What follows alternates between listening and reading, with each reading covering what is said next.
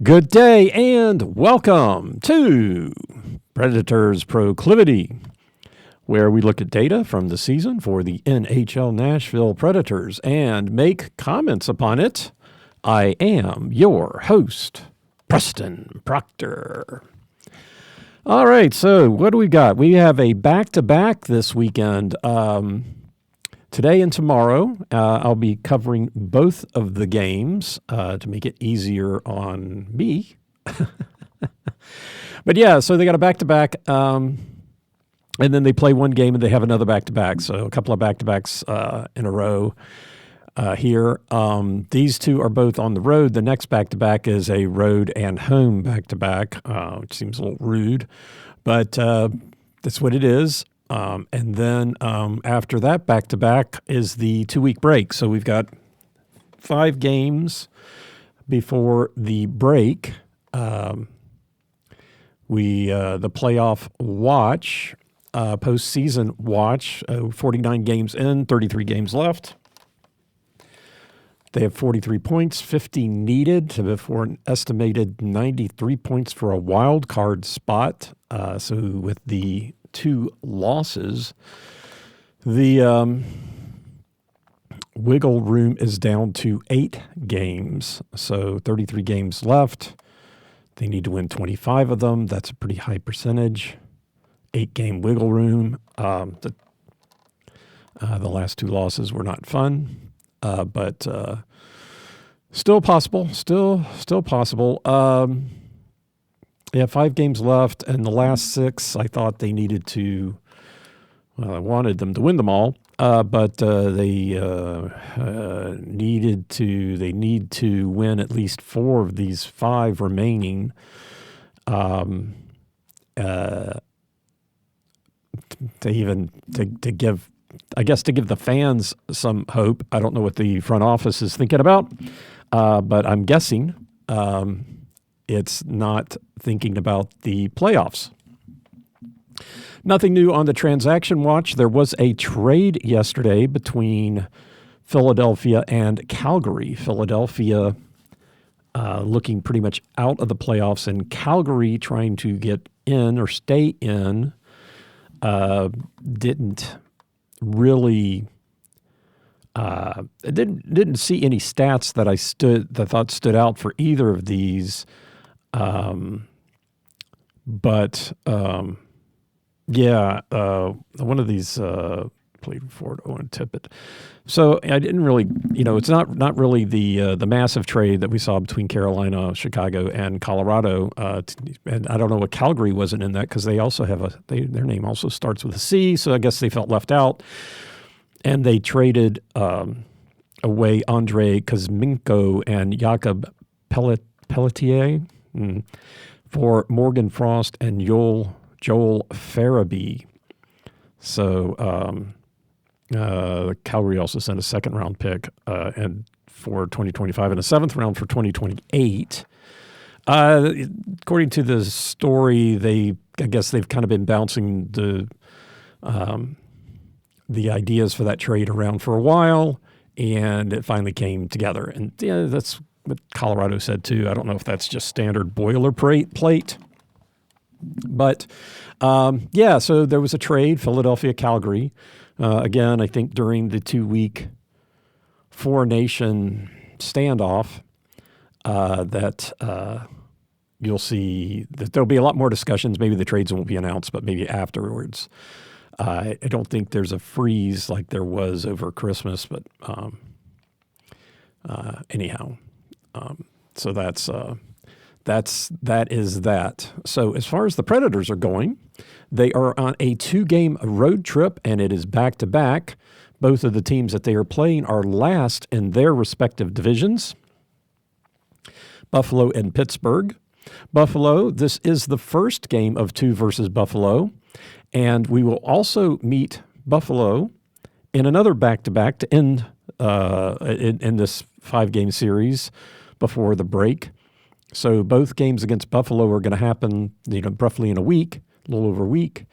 This is the game in Buffalo. The other game will be in Nashville in about 8 days. And that will be the last game before the break for both of these teams.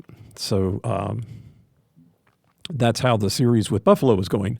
Buffalo is 19-26-5 overall, 10-12-3 at home, so almost 500 at home. They are 8th in the Atlantic with 43 points, 10 points behind Montreal, who has played one more. They are tied with Nashville, who's played one less game, for the third worst record in the league. So the one less game puts Nashville ahead of Buffalo. Tonight's game will create a division between these two teams. Hopefully it's Nashville rising up, but, we'll have to see in play. This is the second game of a 4-game homestand for Buffalo. They're 1-0, having beaten Boston 7-2. Then after Nashville, they'll play the Devils and the Blue Jackets. None of those will be in back-to-back situations. They did win their last game, the one against Boston, after a 2-game losing streak, and they're 5-5 in their last 10. It's not too bad. Pittsburgh. This is the last game of 2 versus Pittsburgh. The other one was in Nashville. This one is in Pittsburgh. The Preds lost in overtime 4-5 in Nashville. Pittsburgh is 21-24-8. So almost 500.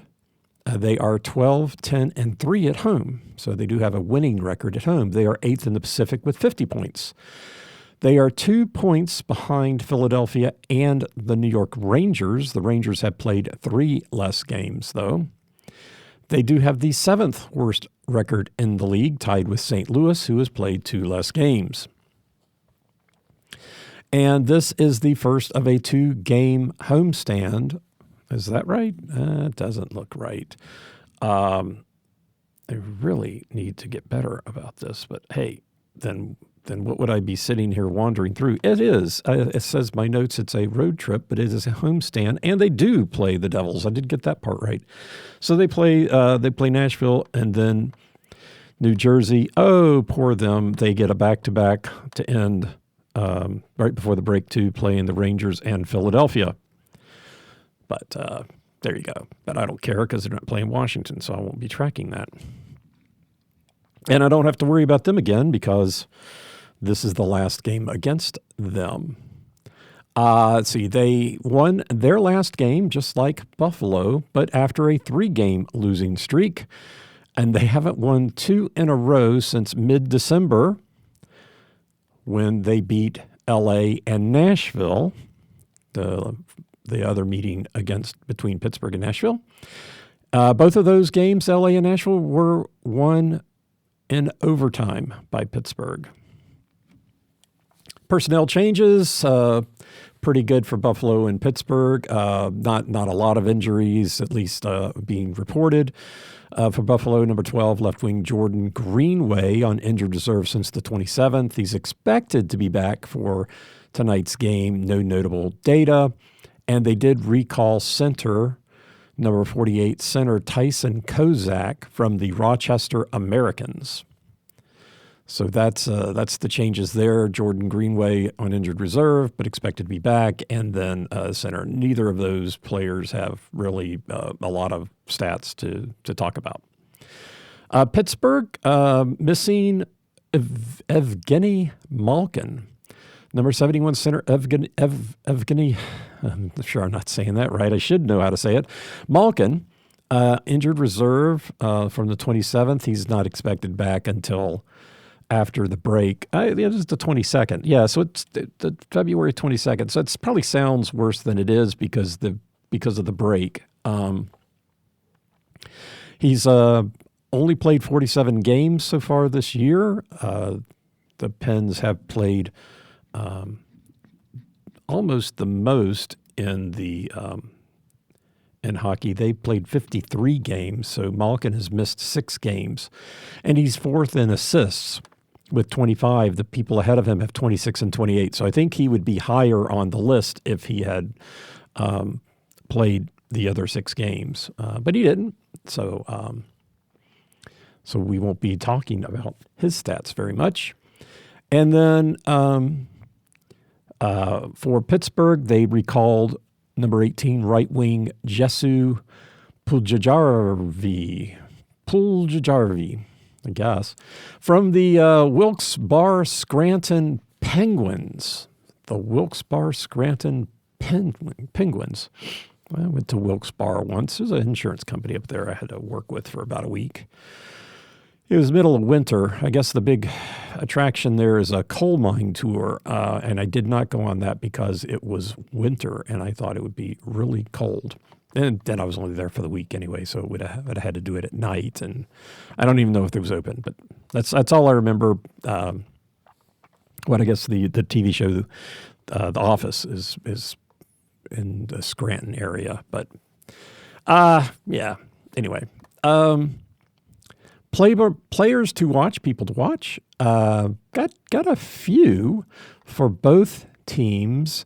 I think number 72, the center Tage Thompson for Buffalo. Buffalo number 72. He's first in goals, first in points, first in shots, and third in the team in shooting percentage. So his shooting percentage is 17.6%. When I was doing this yesterday, I looked at what shooting percentages were, and there were some that were like 180%, and they'd taken like 2 shots and scored a goal, that kind of stuff. So I did limit it to, so I filtered it down to players that had played at least 40 games, and the highest was 25%. So for players that have played at least 40 games, 25% is that shooting percentage, and I forget who that Brock something. I think might even play for Winnipeg, but 25, and then you page down like to, I think the top 50 get down to 20%. So just to get a little bit of perspective on what a exemplary shooting percentage would be somewhere in the top, somewhere in the 20% range. 20 to 25%, I think, would be a good numbers just to watch. So 17.6% is good. It's 16 goals on 86 shots for number 72 Thompson. Jason Zucker, number 17 left wing Jason Zucker, if I remember right, he used to play for Minnesota. He's second in goals and second on the team in shooting percentage. 16 goals on, that's not right because it's the same number. But he's second in the goal, 18.6. Oh, yeah, so Thompson had 25, so I got his numbers wrong. But, yeah, so 16 on 86. So Zucker is second on the team in shooting percentage. He also leads the team in penalty minutes, which is kind of interesting. But, yeah, second on the team in goal, first in penalty minutes, and the shooting percentage here for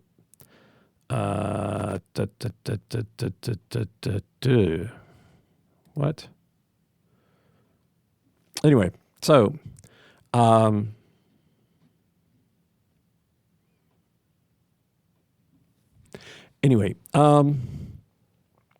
think those kind of the two.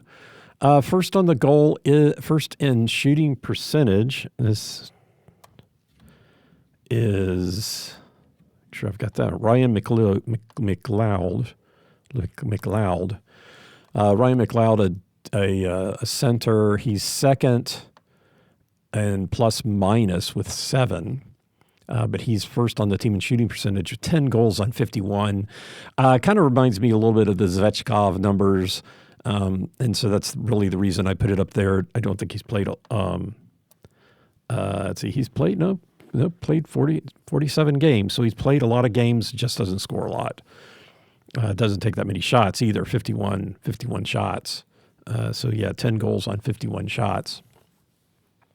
Time on ice, 15 minutes, so that's pretty decent. So I think really 72 Thompson, 17 Zucker are the two people that primarily Worry about, defenseman number 26, Rasmus Dahlin, first in time on ice, third in shots, first in assists, and then right wing JJ Peterka, number 77, second in assists and second in points. But yeah, we'll stick with 72 and 17. 72 and 17, the two people to really watch out for. I really should track whether that pans out. I don't think normally that the people I call out score. Sometimes they do, but I don't really track that. For Pittsburgh, usual suspects. Thank you. We've got Sidney Crosby's on the team, of course, number 87, center Sidney Crosby. He's third in goals with 16, first in assists, which puts him first in points, third worst plus minus at minus 17, fourth in time on ice, 20 minutes and 18 seconds, and first in shots with 148. So that's his stats. Certainly similar to Forsberg, but not quite. Forsberg leads our team in goals. I think he's got 18. I'll get to that in a minute, of course. The goal leader for Pittsburgh is number 67, Rickard Rakell, right wing. Rickard Rakell, number 67, first in goals with 23, second in points, fourth worst plus minus at minus 16, but second in shooting percentage at 17.6%, 23 goals on 131 shots. And then Brian Rust, second in goals with 19, and the worst plus minus at 21. So I guess Pittsburgh, if I remember right, they're like one of the highest, one of the teams that gets scored a lot on. So, it looks like when Crosby, Rust, and Rakell are out there, that the other team gets to score a lot. Called out Blake Lizotte. He's first on the team in shooting percentage with 23.5%, but 8 goals on 34 shots. Used to play with the LA Kings, so I recognized his name. And then, of course, defenseman Chris Letang is going to be on the ice, 23 minutes, the leader in ice time, fifth in shots, number 58, Chris Letang. So, yeah, I think Rakell, Rust, and Crosby, they all end in 7, 67, 17, 87. That's kind of handy. Wonder how many people on their team have a 7 at the end of their name, but I'm not going to look that up right now. Anyway, so that's the players to watch. For your Nashville Predators, the Predators are 18-24-7, 6-15-4 on the road, so not great. On the road, they are 7th in the Central Division with 43 points, 6 points ahead of Chicago, who's played 1 more. They are 7 points behind Utah, who's played 1 more, and St. Louis, who's played 2 more.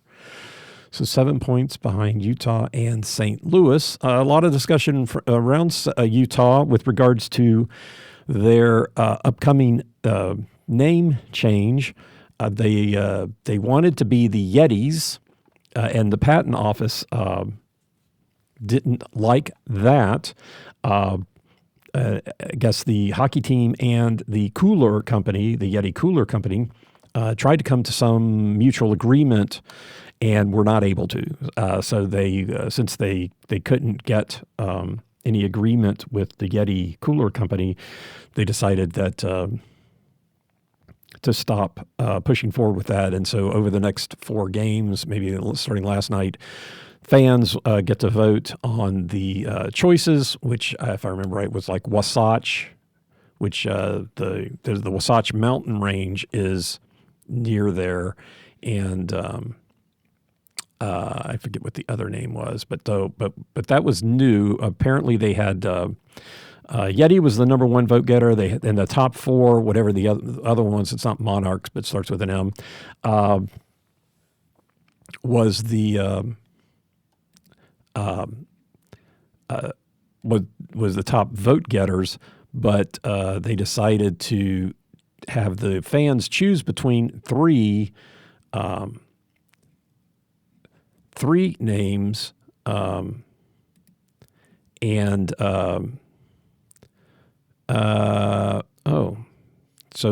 So all right, looking here now, Wasatch has been removed from consideration, and now it's Outlaws. So they're not going to use. So the fans get to vote on either continuing to call it the Utah Hockey Club, or the Utah Mammoth, or Utah. It says Wasatch here, but today's news says that, or late yesterday's news says that they're changing Wasatch to Outlaws. So they're either going to be the Utah Hockey Club, which I'm not exactly sure how that works, Utah Mammoth, or Utah Wasatch. And I think the goal was to use a Yeti type of logo if that was either the hockey club or the Wasatch. Now it's the Outlaws, so I don't know what they're going to do with that. So that's Utah. So got a little distracted there, but the Preds are 7 points behind Utah, who are trying to figure out what to call themselves. I guess if you they get 50 points. Where are they at?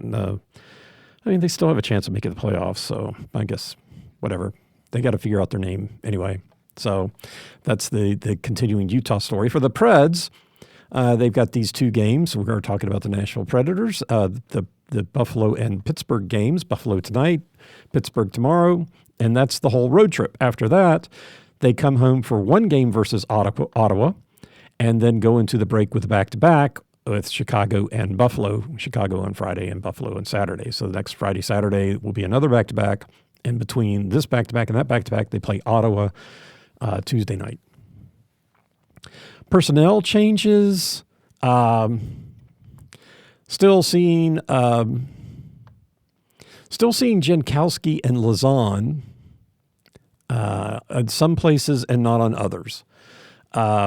So I'm not exactly sure, but according to Puckpedia, Jankowski is out until the 7th of February, and so that's next Friday. And Lazan is out until the 3rd. So neither of those would be back, but on the ESPN site, I'm not seeing that. Luke Evangelista is still shown on injured reserve, but it's expected to be back for tonight's game. He's the one that's on both of them, as well as Austin Roast, who's expected today. So we'll see if he comes off injured reserve non-roster and whether he gets an opportunity to play in the next 5 games. So that is the people that are on injured reserve with no transactions that I noted. No real changes in the players to watch for Nashville, as they only got one goal the other night. Again, still it's Forsberg, Stamkos, and Marchessault on top of the goal scoring, with Forsberg at 18. And he also leads the assists with 31. And first in points. So first in goals, assists, points, and shots. And then Roman Josi is the defenseman you'll see on the ice most of the time. 25 minutes of ice time. 25-15 is his average.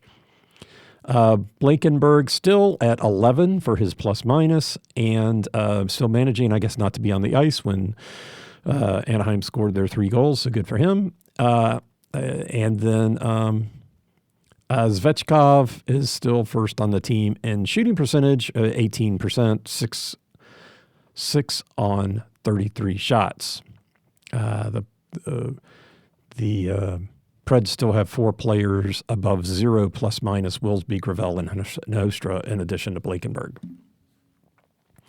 The Nashville Predators on the road are 6-15-4 since the December 12th.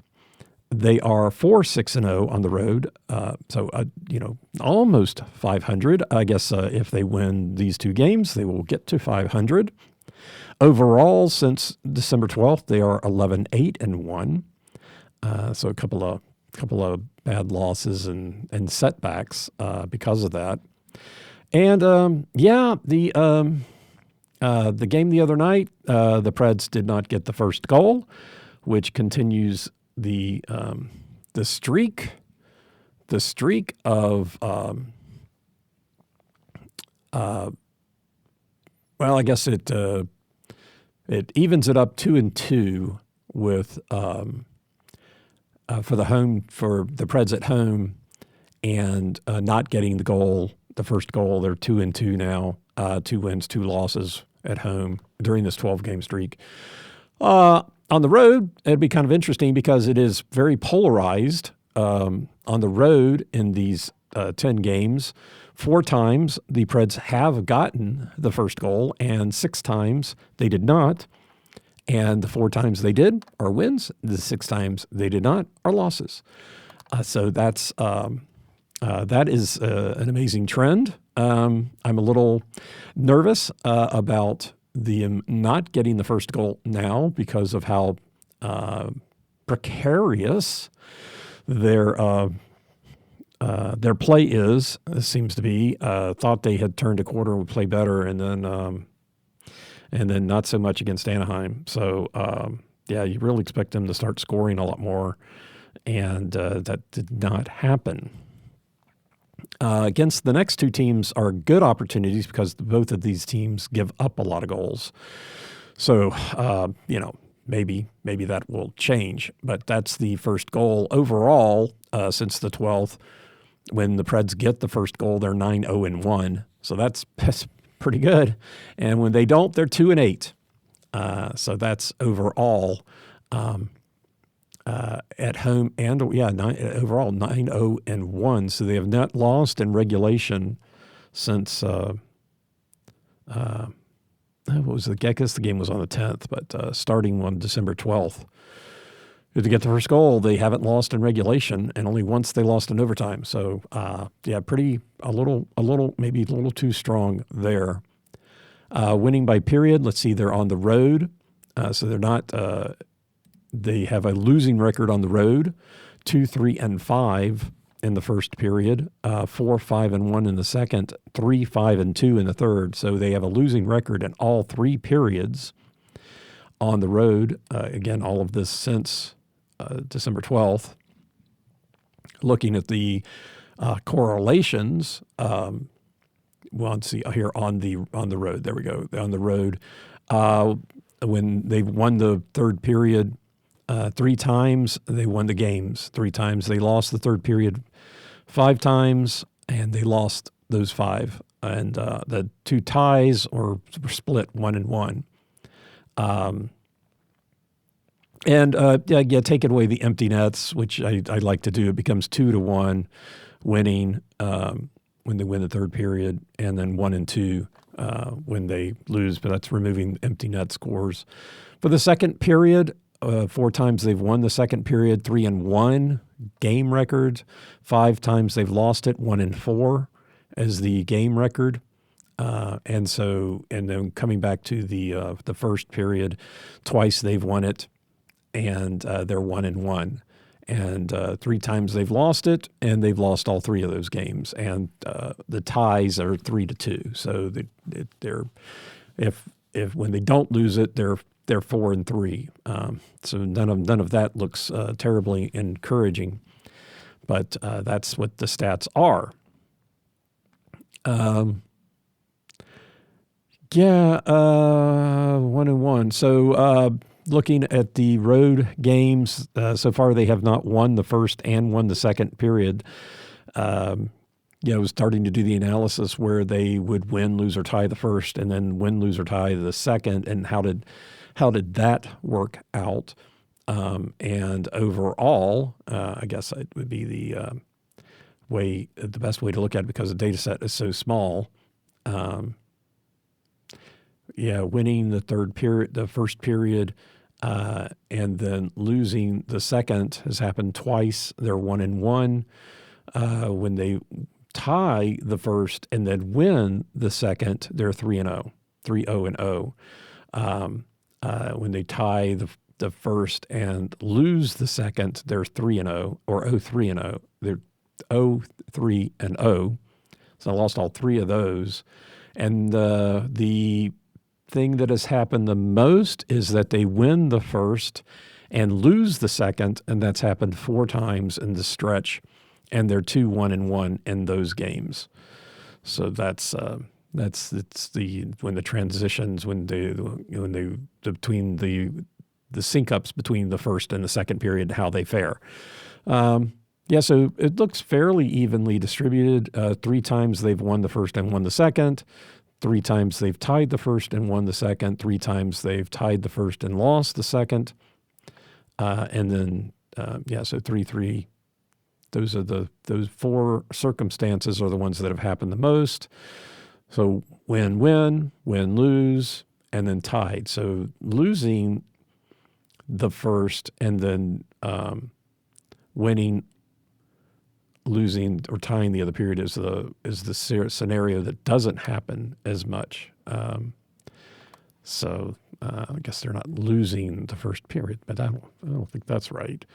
Anyhow, so I think those stats are more interesting when you're looking at the overall season. Again, with there being 20 games now, it's kind of interesting.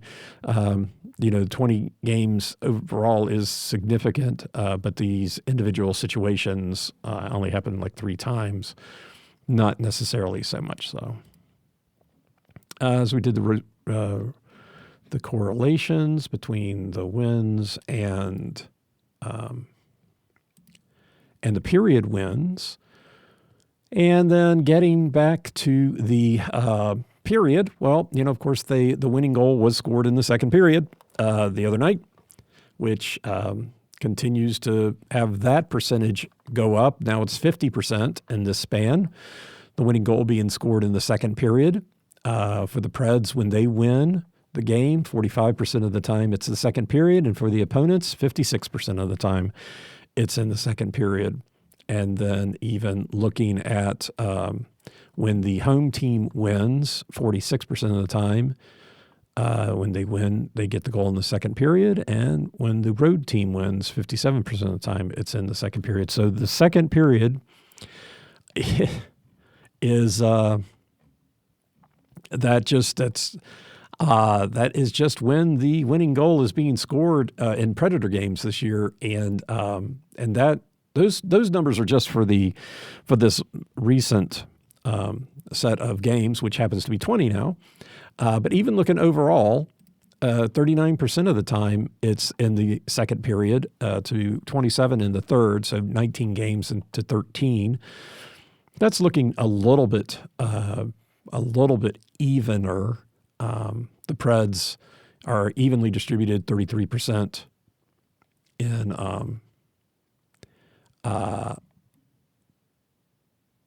33% in the second and third period. Right.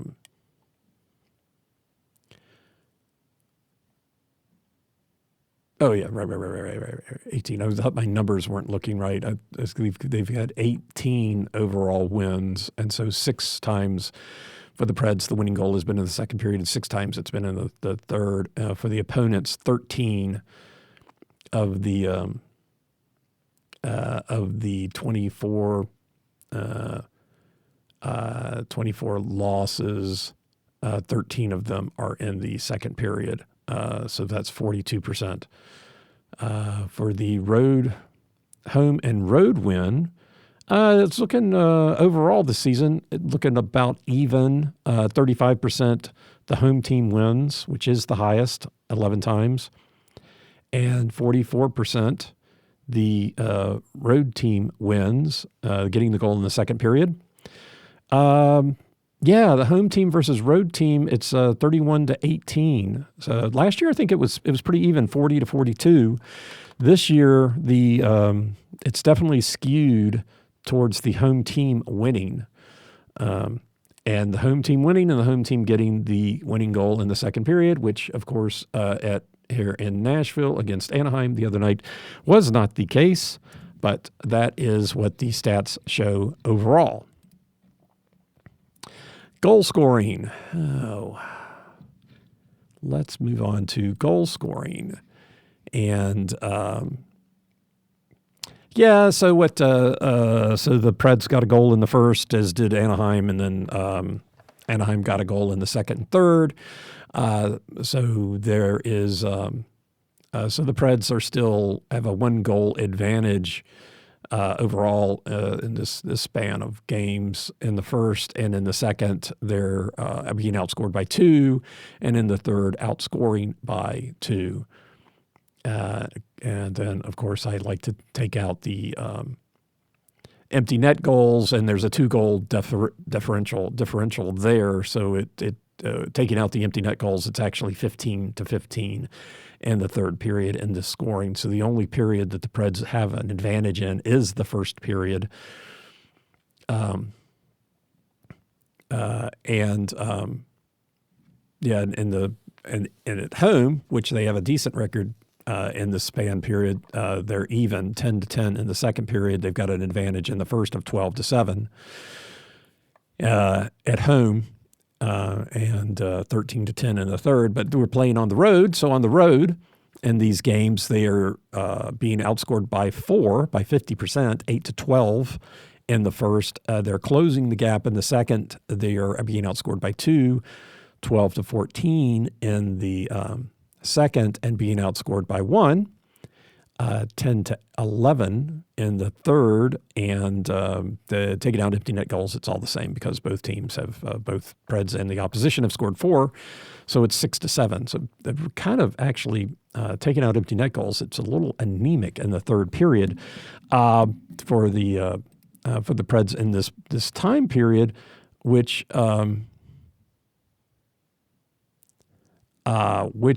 should not wind up being the case in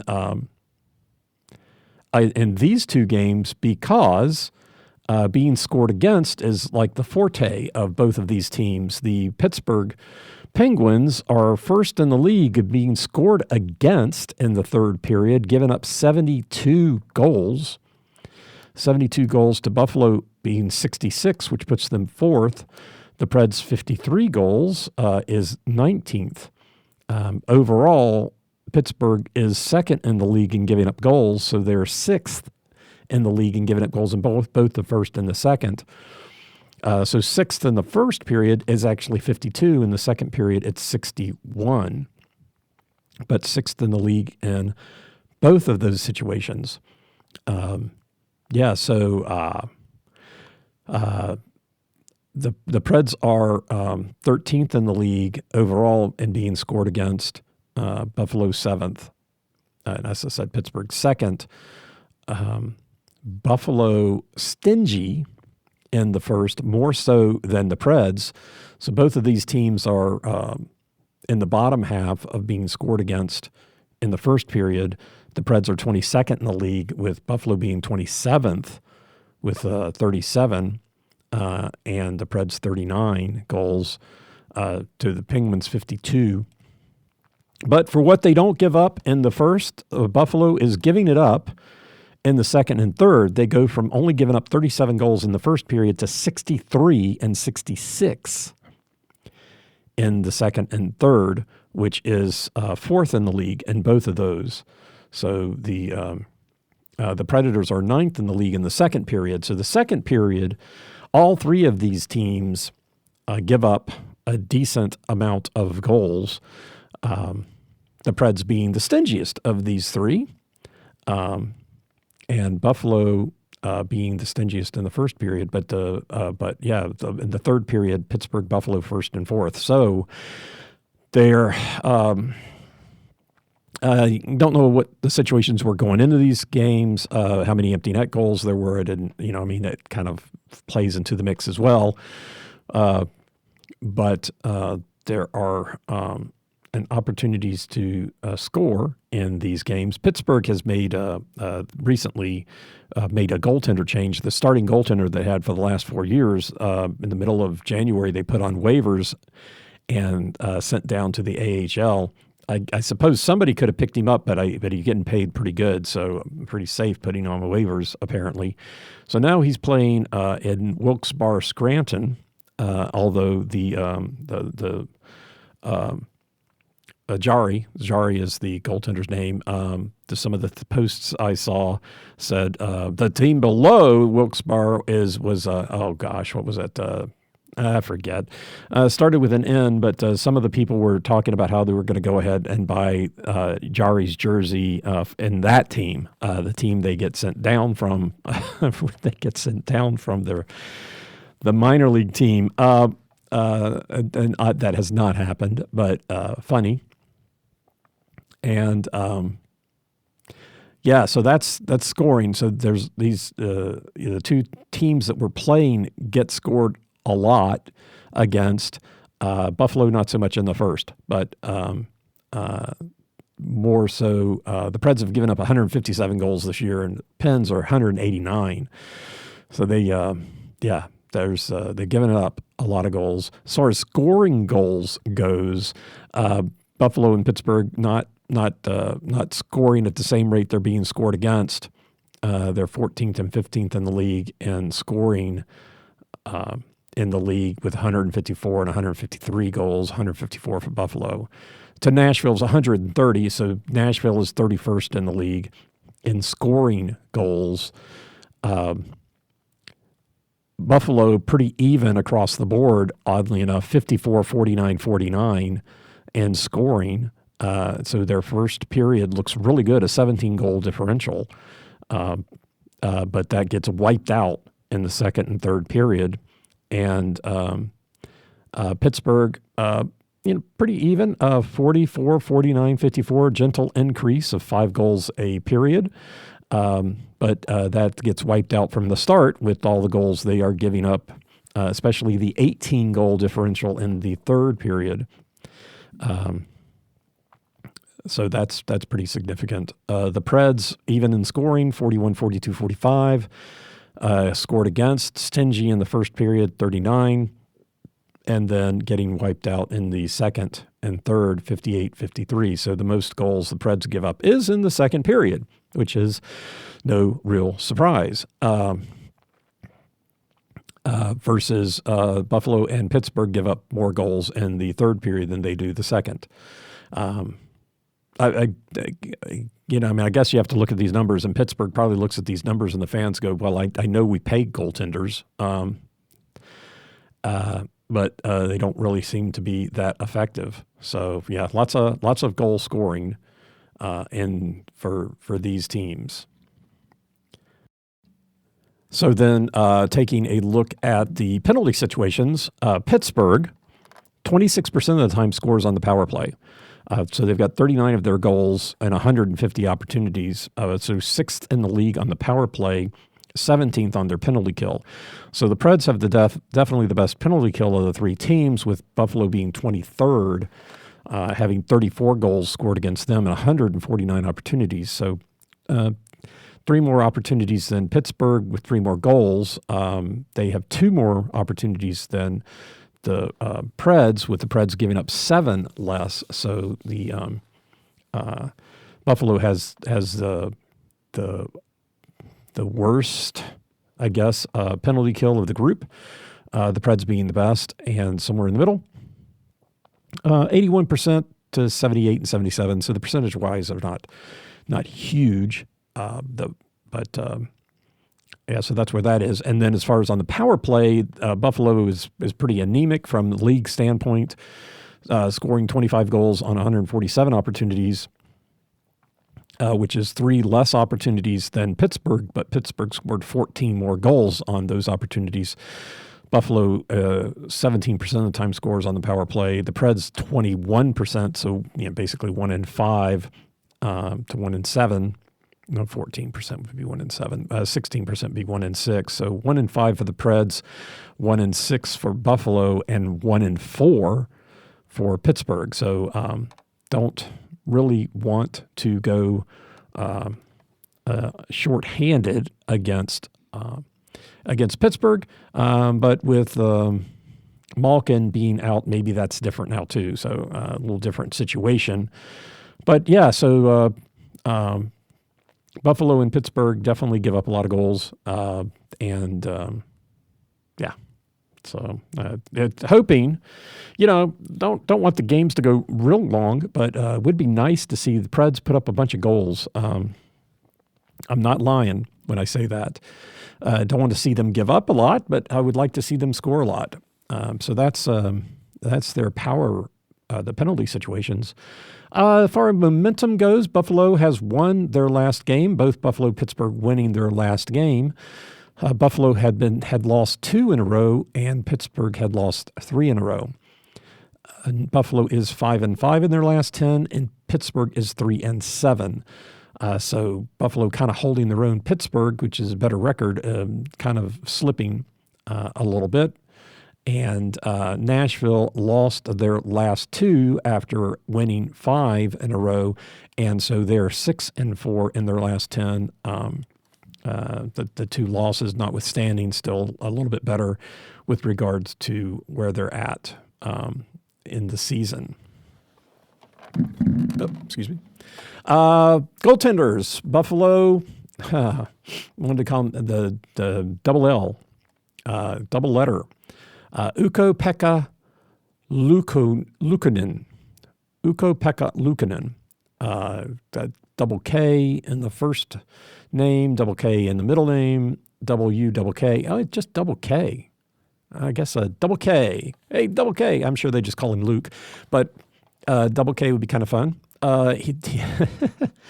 He is 16-15-4, gets the bulk of the work with Devon Levi and James Reimer. Levi is 2-7-0, Reimer 1-4-1, and one of those guys steps in every now and again. Reimer has had an interesting season. Back in October, Buffalo put him on waivers, and he was picked up by Anaheim. And then in November, I guess Anaheim got tired of him and put him on waivers, and Buffalo claimed him back. So he's been back and forth between the East and the Pacific time zones. And so he's had an interesting year. So now he's back in Buffalo since November, and every now and then he gets to play. I think Levi is the one I think got sent back. One of them got sent back down and then called back up. But so that's Reimer's history this year. Luukkonen was in goal for the first game versus Nashville last year, which was a Nashville win. Comrie was the goaltender for Buffalo in the other game. It looks like Luukkonen is playing somewhere between 2 and 5 games before sitting, and he sat 2 games ago, so I would expect Luukkonen to be in goal tonight. For Pittsburgh, as I mentioned earlier, Tristan Jarry, 8-4, was the starter, waived, and now at Wilkes-Barre Scranton Penguins, and so his backup, Alex Nedeljkovic, 10-9-1, starts now with Joel Blomqvist, 3-7-0, called up to be the backup, and it's kind of looking like they're 2-1 with Nedeljkovic getting 2 games to Blomqvist's 1. Jarry was in goal for their win this year and the loss to Nashville last year. Nedeljkovic was in goal for last year's win in Pittsburgh. And Nedeljkovic started the last 2, so I'm expecting Blomqvist to be in goal tomorrow night. So we'll see. As far as the Nashville Predators go, UC Saros, 11-20-6, is playing 2 or 3 for Justus Annanen's 6-2-0 record for his games. Last year, Saros was in goal for all of the games versus Buffalo and Pittsburgh. Saros was in goal in the 4-5 overtime loss to Pittsburgh this year. Annunen did not face neither Buffalo nor Pittsburgh last year, and Saros has been goal for the last 2 games. So being the back-to-back situation, you'd expect to see both goaltenders anyway. But being that Saros has played the last 2, I would expect to see Annunen tonight versus Buffalo and Saros tomorrow night in Pittsburgh. But the RotoWire and Daily Faceoff both are saying Saros. I was right the other night about the. I was right. I did notice that I was right that Demko was in goal for Anaheim when he was not projected. The projections were Lankinen, but I was right there. I know I've been wrong in the past, but whatever. It's my show and I'm talking. But anyway, so that's just kind of what it looks like. It's hard to tell sometimes. So